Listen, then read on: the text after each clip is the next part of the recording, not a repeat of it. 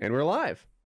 Like, so like what apparently some restaurants are doing in China is like you know how they have special trucks to like dispose of oils and cooking oils and things to like pump them out. Mhm. Is that some restaurants buy that oil and use that to cook with.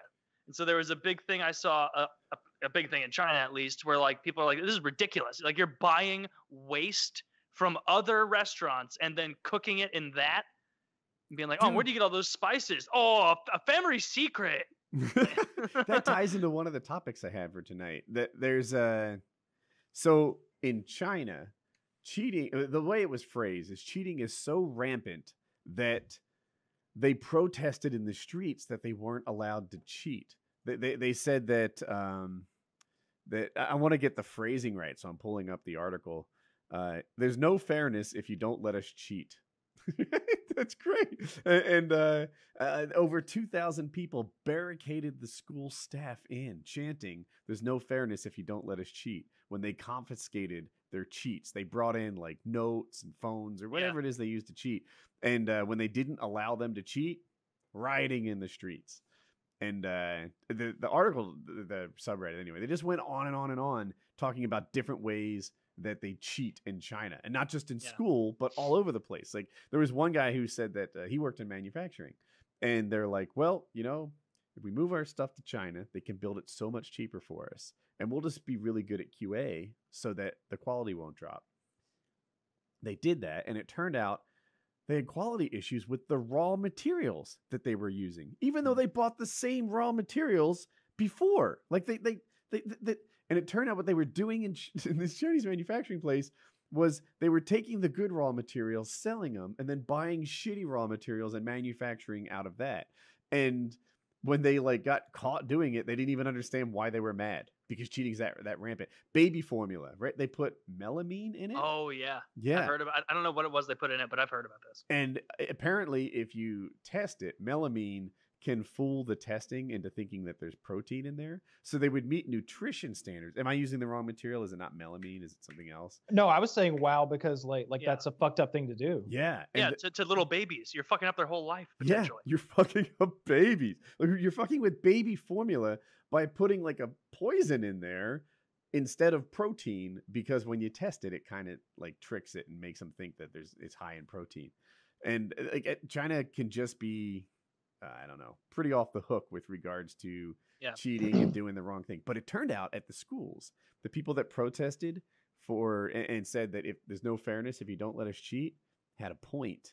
And that was where I thought it was so fascinating, because China tried a pilot program where they didn't let the school cheat. So now when they're trying to get into universities and colleges or whatever, they're probably universities they call them, or Wong Chung Phoenix or whatever the fuck they call them. So anyway, because this school didn't let cheating happen, all those kids got substandard grades compared to the kids that cheated. So there wasn't fairness if they didn't let them cheat. No, like what do they say in China? You may have said it on a previous episode. Like if in China, yeah, exactly, and that translates to in China, if you're not cheating, you're not trying hard enough. Like everybody cheats in China.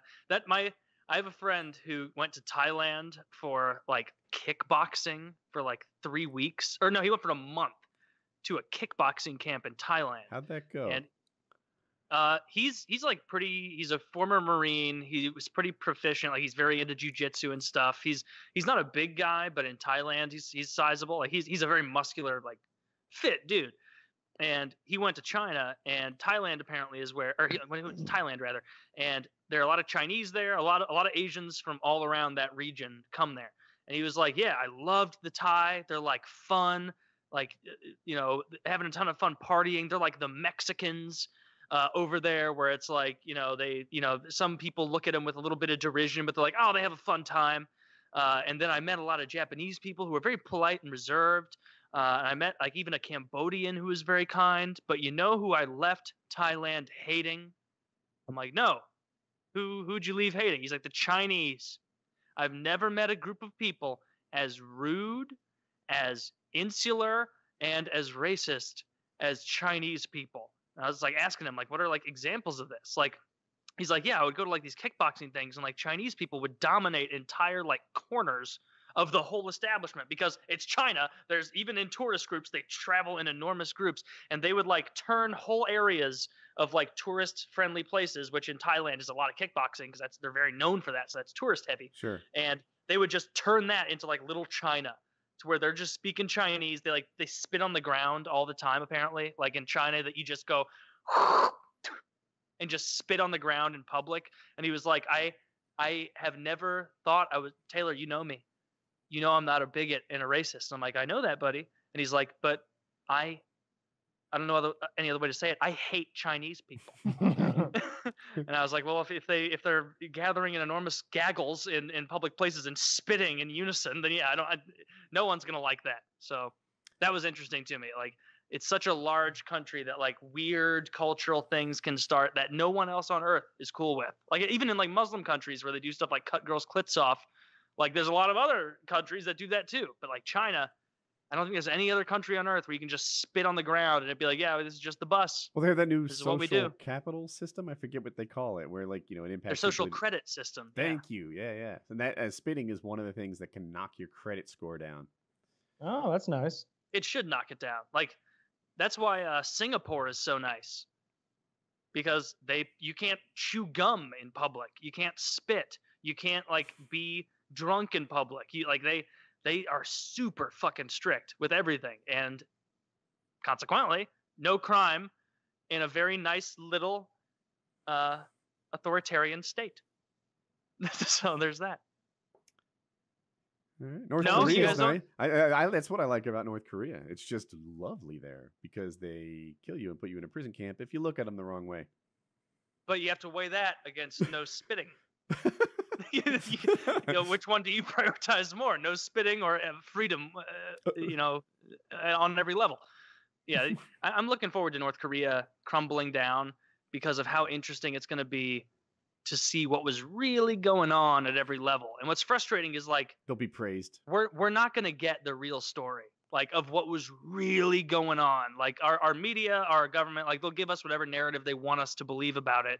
Like, sure, it's a fucking terrible place, but like you want to know how it's really ticking, like how it all works, you know? Like that Vice before Vice became shitty, they did this awesome documentary about North Korea where they sent a dude and he was like showing how all these steps along the way, it was like, oh yeah, and they know I'm showing up at this checkpoint, and I know that this checkpoint for this train stop is always abandoned. Like no one's here. There are no cars in the parking lot because the populace doesn't have cars. There's nobody here, but I'm going to walk in and there's going to be a full spread, a layout as though they're expecting 100 people because they know I'm an American and I'm going to report back what I see.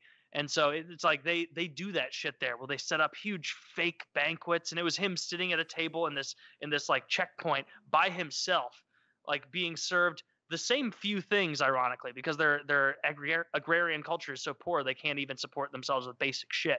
But it was super interesting to see, like, if you haven't seen that, Vice North Korea, watch that. Have you seen that, Kyler Woody? I liked it a lot. Yeah. Is that the one that has the really hot Asian chick, Lisa Ling or something like that, doing she goes undercover? It may have been. It's the one I saw. Lisa Ling is. I want to say she like goes in with that optometrist who's fixing cataracts for people. Oh yeah, that sounds right. Yeah, they got permission to go in under the guise. Well, oh no, that's a different one. This is a different one. I've watched that one too. Yeah. Yeah, that one was really scary because like after this doctor works like around the clock because he's only got like 3 days in the country before they kick him out again. So he's trying to fix as many people as he can. And I guess cataract surgery is fairly simple. They like cut the eye and remove the cloudy part and then put a plastic lens in and bandage it up. And like a week later, these people can see again, or maybe a few days later or something. It's remarkable. Yeah, your eyes heal very quick. And these people go from being essentially blind, like 90% or 100% in some cases, to, oh shit, I'm good again.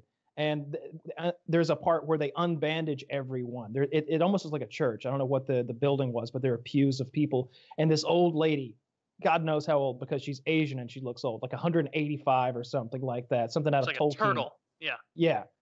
When she can see, she doesn't thank the doctor. She doesn't thank the camera crew. She thanks the great leader's picture. And she like bows down to it and says she's going to mine twice as much salt now. It was fucked. That is fucked because like that she knows on some level that's what she has to do. Yeah.